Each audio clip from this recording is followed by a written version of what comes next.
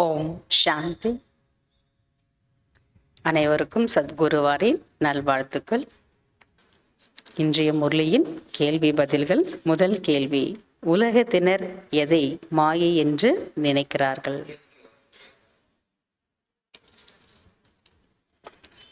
உலகத்தினர் இயற்கை சீற்றங்களை தான் மாயையின் புயல் என்று நினைக்கிறார்கள்.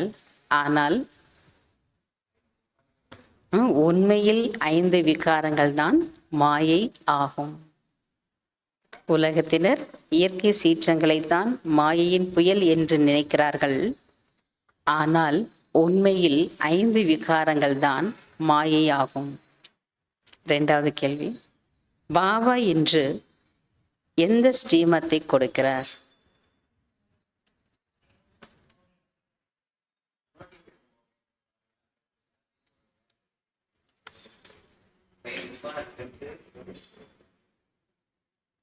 பாபா சொல்றாரு, தேகம் உட்பட உங்களிடம் என்னவெல்லாம் இருக்கிறதோ, தேகம் உட்பட உங்களிடம் என்னவெல்லாம் இருக்கிறதோ அவை அனைத்தையும் அர்ப்பணித்து விடுங்கள். பிறகு உங்களை ட்ரஸ்டி ஆக்கி விடுவார்.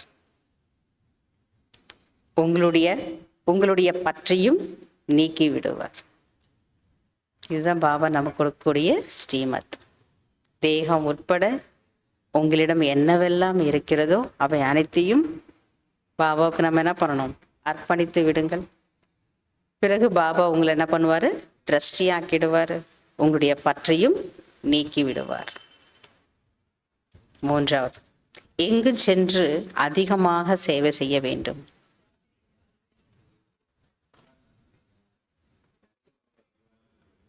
பாபா சொல்றாரு, தீர்த்த யாத்திரை சென்று நிறைய சேவை செய்ய வேண்டும்.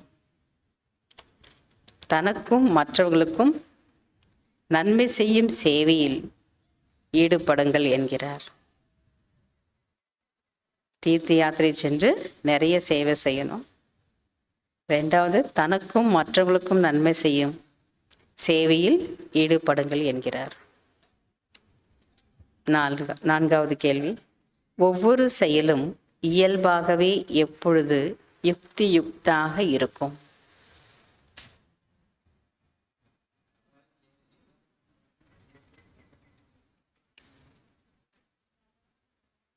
பாபா சொல்றாரு, யார் ஞானம் நிறைந்த மற்றும் யோகி ஆத்மாவாக இருக்கிறார்களோ அவர்களின் ஒவ்வொரு செயலும் இயல்பாகவே யுக்தியுக்தாக இருக்கும்.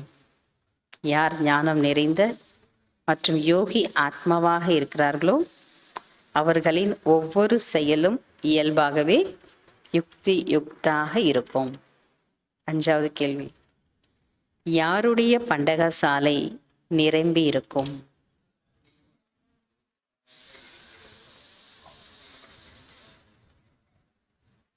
யாருடைய மனம் பெரியதாக இருக்குமோ அவர்களுடைய பண்டகசாலை நிரம்பி இருக்கும். யாருடைய மனம் பெரியதாக இருக்குமோ அவர்களுடைய பண்டகசாலை நிரம்பி இருக்கும்.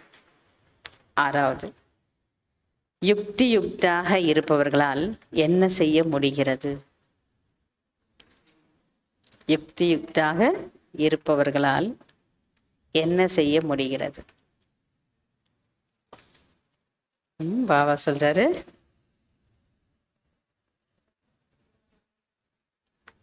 யார் யுக்தியுக்தாக இருக்கிறார்களோ அவர்கள் எந்த நேரத்தில் எந்த எண்ணத்தை, வார்த்தைகளை அல்லது செயலை செய்ய விரும்புகிறார்களோ அதை செய்ய முடிகிறது.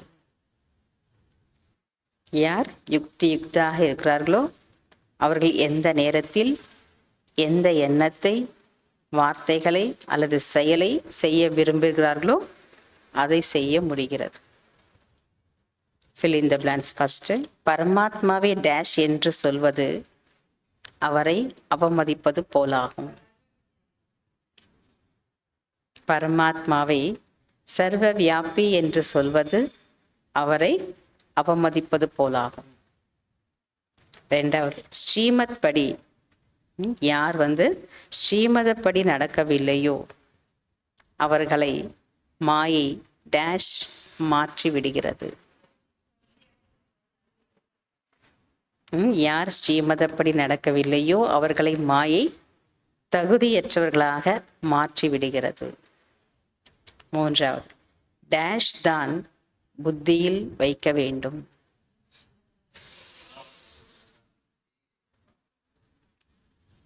ஒரு சிவ் பாபாவின் பெயர் ரூபம்தான் புத்தியில் வைக்க வேண்டும். ஒரு சிவ் பாபாவின் பெயர் ரூபம்தான் புத்தியில் வைக்க வேண்டும். நான்காவது, டேஷ் செய்யவில்லை என்றால் தண்டனை அனுபவிக்க வேண்டியிருக்கும். யோகா செய்யவில்லை என்றால் தண்டனை அனுபவிக்க வேண்டியிருக்கும். அஞ்சாவது, யுக்தி என்றால் டேஷ்.